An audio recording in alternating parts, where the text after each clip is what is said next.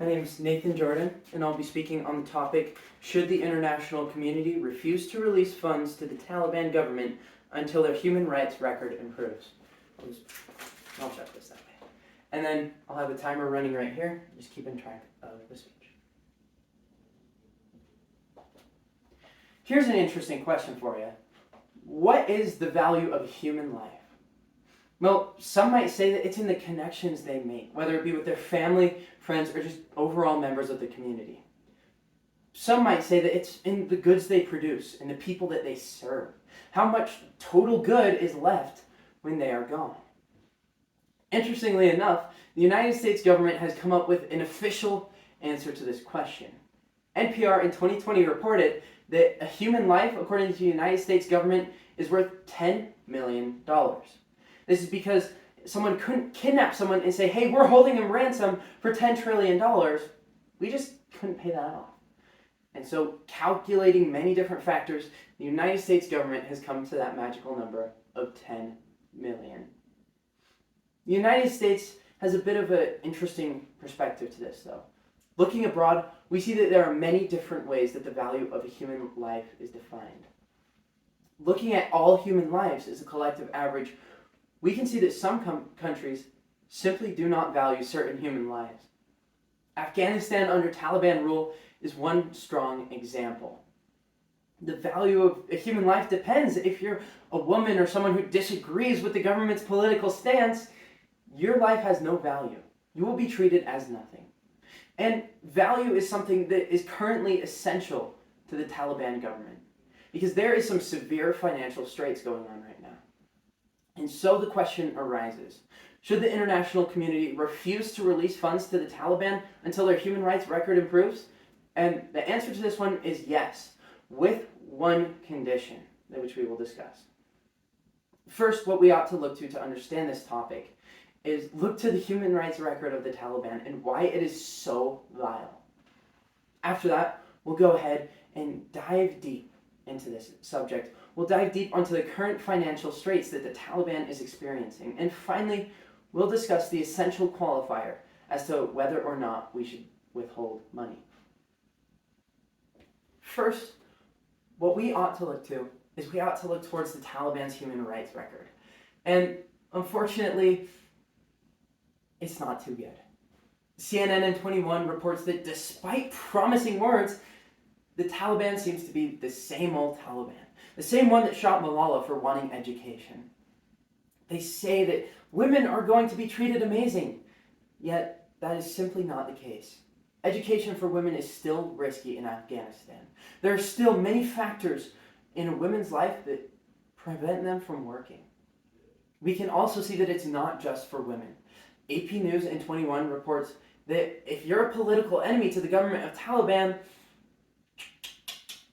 bad luck. Because the Taliban government, under strict Islamic interpretation of the Quran, is allowed to execute political enemies. This is something that the international community must take notice of. We must say that these severe human rights abuses are not allowed. And that we have done. And we've created one of the greatest financial crises for the new Taliban government. Business Insider in 21 reports on this further. We can see that the United States government is taking active approaches to cripple the Taliban's economy. In fact, the Taliban has $10 billion from the previous Afghanistan government, which they conquered, that is sitting in U.S. banks and in assets that the United States is currently in possession of. So, what does the United States and our allies do? We say that we're not letting you use those. And so they have $10 billion and they can't use it for anything. It's useless. And this is essential because Reuters in 21 reports that in Afghanistan, there is currently severe droughts and severe famines. That they don't have the essential resources and they can't look towards other countries because their $10 billion is all frozen up. So we've already refused to release this money. Yet we ought to look towards the future. And that we do, because as it turns out, our current pace is unsustainable. The people of Afghanistan are starving. And so we must have an essential qualifier as to whether or not we will withhold aid. If we withhold aid, we must provide food. DW in 2021 reports that the Taliban is currently starving its citizens.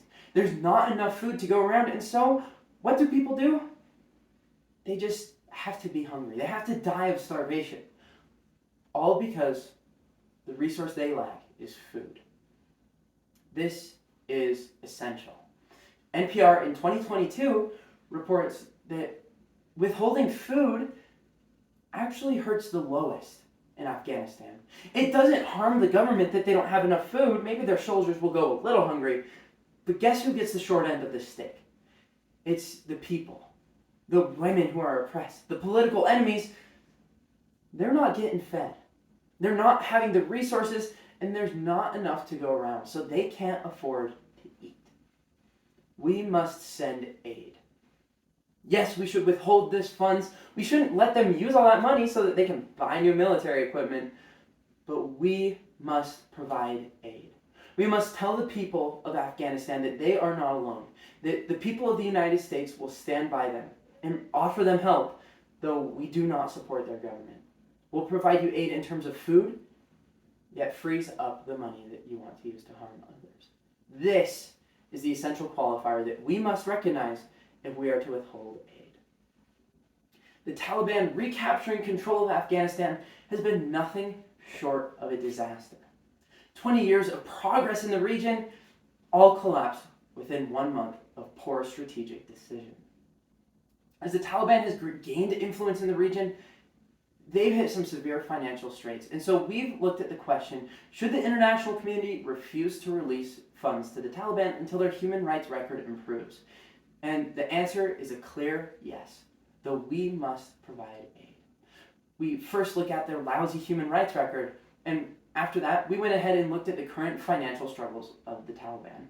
And so finally, we discussed the fact that if we are to withhold aid, we must provide food for them.